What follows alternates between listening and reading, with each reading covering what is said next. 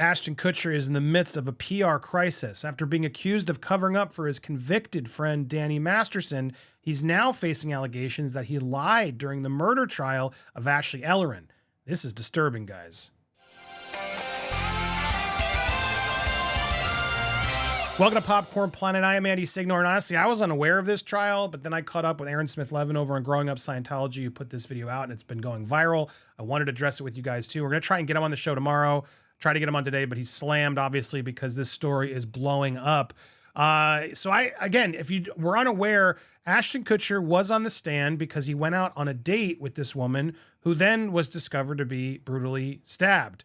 I'm going to play you this quick CBS clip to sort of summarize things for you. First time Ashton Kutcher spoke publicly about the night his friend Ashley Ellerin was murdered in her Hollywood Hills home. He testified for about 40 minutes Wednesday in the trial of 43-year-old Michael Gargiulo, the air conditioner repairman accused in the brutal killing.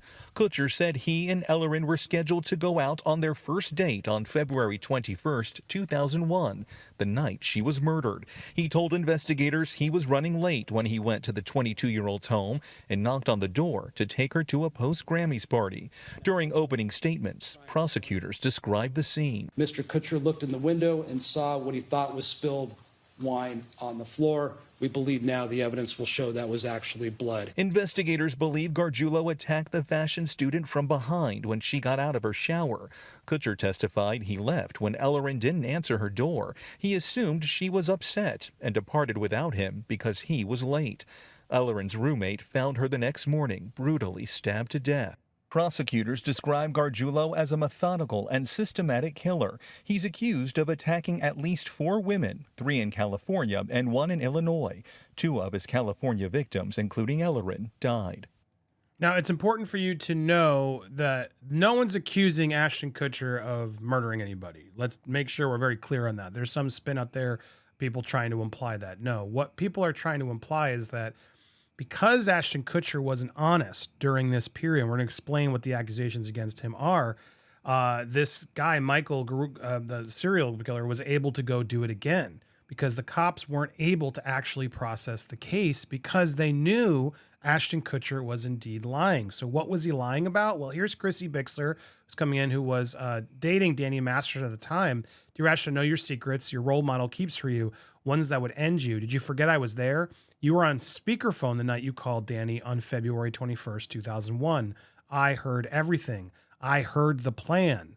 In my opinion, you're just as sick as your mentor. Now, what was this plan? Yes, he was in his car for over an hour outside of Ashley's house, speaking with his manager about what to do to protect Ashton's career and reputation. He then called Danny. I heard the entire conversation. Law enforcement was and is aware that what I'm saying is true. Now, to back her up with his own facts is Aaron Smith-Levin from Growing Up Scientology, who did a wonderful video about 7 months ago. I'm going to share a clip from his more current one because it's a little bit more updated.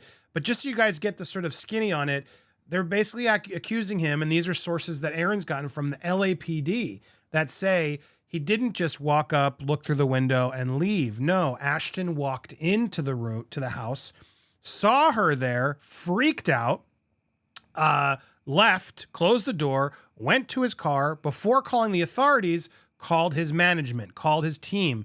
This is known because he called Danny and Scientologists and other people heard this conversation, knew about this PR crisis, and basically helped him deduce, don't do anything, go to the party as planned, we'll sort this out later. When it was discovered later, realized, my fingerprints are on the scene. I need to now call the authorities and explain why they're there and why I showed up. That's apparently the story. And the issue here is that because Ashton did that, because he freaked out, went to his car, called his manager, and thought about his career first, rather than, oh my God, this friend of mine is stabbed. Because he did that, the LAPD knew he was lying and knew that would mess up the entire case in trying to get it. When they did find this guy and we're gonna get him, they knew the defense would have a field day with Ashton's testimony and then blaming him. And they knew Ashton didn't do it, but they knew, well, crap, what do we do now to make sure we actually get this guy who did do it, went on to do it again, and was eventually caught because he didn't get away with it the third time and the woman was able to ID him and the blood and everything matched. So this guy did it. And so that's really what the issue is here. And Aaron and Chrissy have been calling this out. People have been now going after and threatening Chrissy. So Aaron made a follow-up here to try to help back her up, to say, no. This isn't just Chrissy saying this. There are a lot of people who knew about this, including LAPD officers he spoke to, that he's been willing to say, look, sue me if you don't believe me, because this is factual. This isn't hearsay. And some of the information is devastating and was shared with me from other former Scientologists who are close with Ashton, not Danny, but Ashton. And I shit you not, shared with me from more than one detective at the LAPD who was working on the case. And those details were as specific as Ashton came in multiple times for interrogations. You know, not like in questioning, you know, not like, did you kill her? But, you know, questioning. The LAPD themselves determined that Ashton was lying about what he saw, didn't see, didn't do at the crime scene. And it was intensely embarrassing. Ashton had to admit to the LAPD that he had been lying. So my video wasn't like, oh my God, this is, you know, the LAPD are now finding out for the first time. No. The LAPD knew Ashton Kutcher had lied in his interrogations about not having entered the house, about I looked in through the window and I saw some red on the carpet, but I thought it was spilled wine. The LAPD, through their own investigation, already determined you couldn't possibly have seen anything Ashton Kutcher had claimed to see from the window. Wasn't possible, at least not in this dimension that we live in. Just to echo what he's saying there, I wanted to bring this. This is him trying to explain it. Oh yeah, there was some stains here, but it actually happened back here from after she exited the bathroom. So it makes no sense that she would have been here. How did she get here? And again, this is what the problem is and why this all became questionable. And honestly, I worry, like, will this then open up the case for the killer? I don't know. I guess the other stuff, this wouldn't affect the other one that he was officially found with. But yeah, when you look at this, well, how did he see it? From this window is where Ashton is sort of saying, I walked up and front door, I looked through the window and didn't see anything. I saw red wine. The story is weird. They knew he was lying about having entered the house, meaning Ashton claimed he never entered the house. He claimed the door was locked. He claimed he tried to open the door and it was locked, and that's why he never went in. And then he looked in the window and he saw some stuff. The LAPD was like, this guy is lying his ass off. Which again makes sense. If this guy really did that and left, he locked up the door behind him. Another detail. It's not that the LAPD never caught the guy. It's that they couldn't prosecute him because Ashton's lies created reasonable doubt. The LAPD did catch the guy that they believed was the killer. They couldn't prosecute him. The defense would have made mincemeat out of the prosecution because here you had Ashton Kutcher found guilty. I know that's not the right words to be used. He wasn't found guilty. Determined by the investigators to have been lying about his presence at the crime scene. How can you possibly successfully prosecute someone when you have someone who was literally at the crime scene, whose fingerprints are at the crime scene? We're talking about Ashton Kutcher, whose DNA is at the crime scene, who lied about being there, makes him look guilty. Now, nobody thinks Ashton Kutcher was guilty of that crime, but it's why they couldn't prosecute Gargiulo. Was it Michael Gargiulo? And that's the problem. Gargiulo went and did it again because they couldn't prosecute him this time. So I want you to really process this. And Aaron's seems like I like Aaron. He's been on the show. I don't see why he'd put himself up to legal jeopardy for this. Same with Chrissy. Both Chrissy and Aaron are now making it very clear LAPD have all of this. Why would you go out there and publicly say that if that wasn't true? Because this would be very easily to prove false, defamatory, and you're donezo. No, this is a problem for Ashton. And think about it. It really explains why he wrote that letter of support for Danny, doesn't it? This guy has everything on Ashton. very Scientology-y, where Scientology keeps your secrets. And so it explains a little bit more as to why Ashton might defend his brother till the end, because he's the one who called him to get advice when he didn't call the police. I want you to process that for a moment.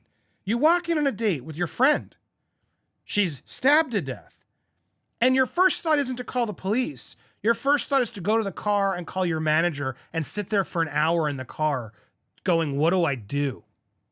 And then after all of that, you still don't call the police. Your whole team's like, oh yeah, crap, don't get out of there. Don't do anything. Idiots. And then you go to a party. He went to a party. Allegedly, this is all true. He then went to the Emmys after party or whatever. I think it was at Grammys, one of these award show parties. And then the next day realizes, oh crap, I got a call because I saw she's murdered. Oh, I was there last night. I didn't know. Dude, this is messed up. So you got Chrissy was on the phone who heard it. You got Aaron and his Scientology people, and as well as the LAPD who knew it, who then pressured, Ashton, allegedly got him to admit it. I don't know legally how that's allowed. Then did they knowingly have him go up and perjure himself? Or is that sort of behind the scenes? That's my only weird hang up on this of like, doesn't that put a lot of these things at risk?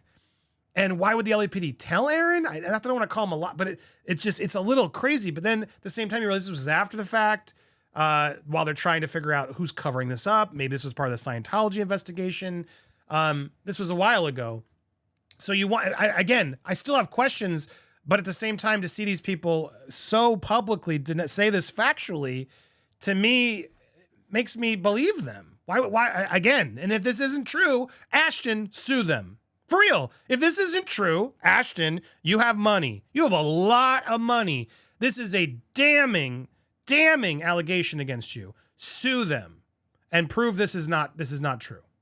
Because that to me is as easy as this gets, right? And so until I see him pursue some legal action to clear his name on this, it's hard to not take this as factual. That's just where I'm coming from. I'm curious where you guys stand. But again, there's so much more you can go watch, Aaron. We're going to try and get him on the show. I know he's slammed because he's going on Chris Quell. He's all over the place. And well done. We love Aaron over there. Go check out Growing Up Scientology, the work he does over there in exposing Scientology and all the things they do. It's really it's amazing. It's important. And we love and support him. Here's one more little clip from that show. But you can go watch his Ashton videos. He's got a lot of insight if you want to learn more about this. So anyone who's trying to scare Chrissy that, oh, you're the sole source of this, he's going to come after you, she's not. Chrissy is the source of the information about the content of the phone call that Ashton Kutcher made to Danny Masterson after leaving Ashley Ellerin's house and finding her dead. That is how I know Ashton Kutcher sat outside his house for an hour calling people, his manager, his agent, friends, Danny Masterson. That is how I know that instead of calling the police, Ashton took the advice of his team and the advice of Danny to go to the party by yourself.